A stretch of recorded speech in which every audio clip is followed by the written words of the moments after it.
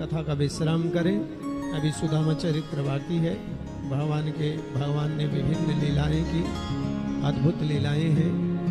भगवान कृष्ण ने उषा बाणासुर की बेटी थी। बाणासुर की बेटी उषा का विवाह अनिरुद्ध जी के साथ में संपन्न हुआ। दाम्पत्य जीवन में एक अद्भुत कार्य सदा सर्वदा होते रहे। हमारे अभी गौओं की चर्चा चल रही थी। ये राधे श्याम बंसल यहीं प्रीतमपुरा में ही रहते हैं, आलोक विहार में। हमारे गौओं के लिए, इनके लिए जोरदार तालियां बजाइए। हमारे गौओं के लिए हमेशा समर्पित रहते हैं और सदा सर्वदा गौओं की सेवा के लिए सदा सर्वदा ये कुछ ना कुछ गौशाला में भेजते रहते हैं। हमारे गुरुकुल परिवार से आज सब समस्त सदस्य लोग यहाँ आए हुए हैं। श्री संजय जी सबको लेके आए हैं। अभी ये लोग हरिद्वार में, आप लोग मंच में आ जाइए, अभी विश्राम में हैं। हरिद्वार में अभी इसी 25 अगस्त से 1 सितंबर तक गंगा के पावन तट पर शालिग्राम घाट में, सर्वानंद घाट के साथ में शालिग्राम घाट है, जो हमारे वहाँ के सांसद श्री सतपाल जी का है। उसमें इसमें मंच में आ जाइए। इसके सूत्र डॉक्टर साहब नहीं आए क्या? हमारे संजय जी संयोगवश मंच में नहीं आ सकते, लेकिन गुरुकुल परिवार जो यहाँ दिल्ली का एक बहुत प्रतिष्ठित संस्था है, इनके द्वारा हरिद्वार के पावन धरती पर श्रीमद् भागवत जी की कथा हो रही है। अपने राम को ही करना है। आप सब लोगों को आमंत्रित करने के लिए ये गुरुकुल परिवार मंच में उपस्थित हो रहा है। हम इनको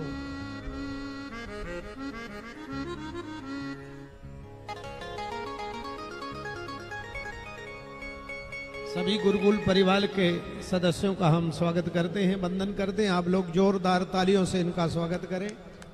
ये सब आपके आमंत्रण के लिए यहाँ उपस्थित हुए हैं। हरिद्वार के धरती पर आप लोग आइए, इनको जानकारी हो। रहने खाने ठहरने का निःशुल्क प्रबंध ये सब लोग कर रखे हैं। 45-50 परिवारों में गुरुकुल परिवार यहाँ पर है और दिव्य भव्य आयोजन हरिद्वार की पावन धरती पर कर रहे हैं। आपको हम बहुत बहुत हृदय से धन्यवाद देते हैं।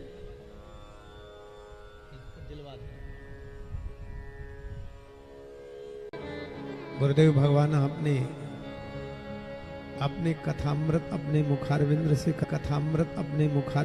कथामृत का पान कराकर हमारे जीवन को धन्य कर दिया।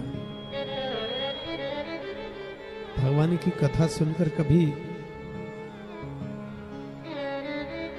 अघाना नहीं चाहिए, कभी संतुष्ट तो होना चाहिए, लेकिन जिज्ञासा बनी रहना चाहिए।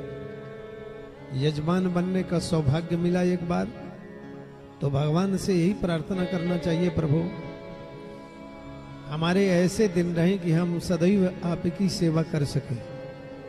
हम सदा सर्वदा सेवा में तल्लीन नहीं। सवाज्ञया तस्य गुणान् गृणीते करौ च तत्कर्म करौ मनस्यो स्मरेद् वसन्तं स्थिरजंगमेषु शृणोति तत्पुण्य कथा सकर्णः। पानी वही है जो भगवान का गुणानुवाद गाए, कान वही है जो भगवान की कथा सुने। वाणी गुणानुकथने श्रवणौ कथाया। इसी प्रसंग पर सुखदेव जी महाराज ने सुदामा जी का चरित्र सुनाया था। कृष्णस्यासीत् सखा कश्चित् ब्राह्मणो ब्रह्मविद्तमः विरक्तः इंद्रियार्थेषु प्रसन्नात्मा जितेन्द्रियः। ये श्लोक भागवत का बहुत अच्छा, इसको गहराई से देखा जाए, ज्यादा वैदुष्यपूर्ण कथा करें तो समझ में कम आए इसलिए अपना भाव रहता है कि विद्वान लोग तो अपने आप वाणी से समझ जाते हैं, लेकिन सामान्य लोग भी कथा को सहज में श्रवण कर लें, उनकी समझ में आ जाए। इसलिए अपना बड़ा सरल तरीके से समझाने का प्रयास रहता है। भगवान का मित्र कौन हो सकता है? विरक्त। विरक्त का तात्पर्य संत से ही नहीं है।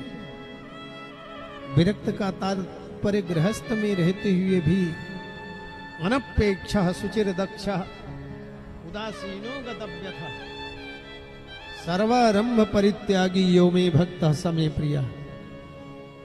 गृहस्थ में रह के भी विरक्त हो, गृहस्थ में रह भी गृहस्थ धर्म का पालन करे। वैश्य परिवार में रहकर हमारे राजेश वंशल जैसे रहना सीखो।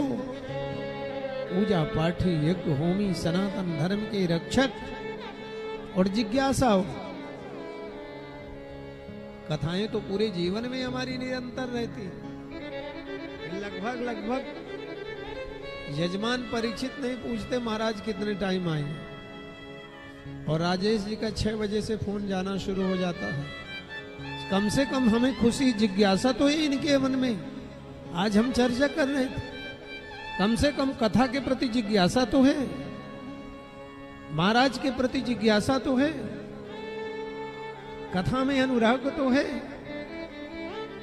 एक जगह कथा हो रही थी, विश्राम की कथा थी। विश्राम करना था, महाराज जी चले गए गंगा के किनारे, लौटे नहीं घंटों, और यजमान को गुस्सा आने लगी, परीक्षित को गुस्सा आने लगी। और जब विश्राम का समय था तब महाराज दिखे तो यजमान जी गुस्सा हो गए। महाराज आपको समय का ज्ञान नहीं, देखो क्या समय हो रहा है। जब उनकी गुस्सा ठंडी हुई तो महाराज ने कहा अब हमारी बात सुन लो। कहिए महाराज। हम जैसे गंगा नहा के चलने लगे तो गंदगी में एक कीड़ा था। हमने सोचा गंगा के किनारे ये गंदगी में कीड़ा, इसे गंगा नहला दे। उस कीड़े को गंगा नहलाए और छोड़ दिए दूर। लेकिन देखते देखते वो कीड़ा फिर से गंदगी में प्रवेश कर गया।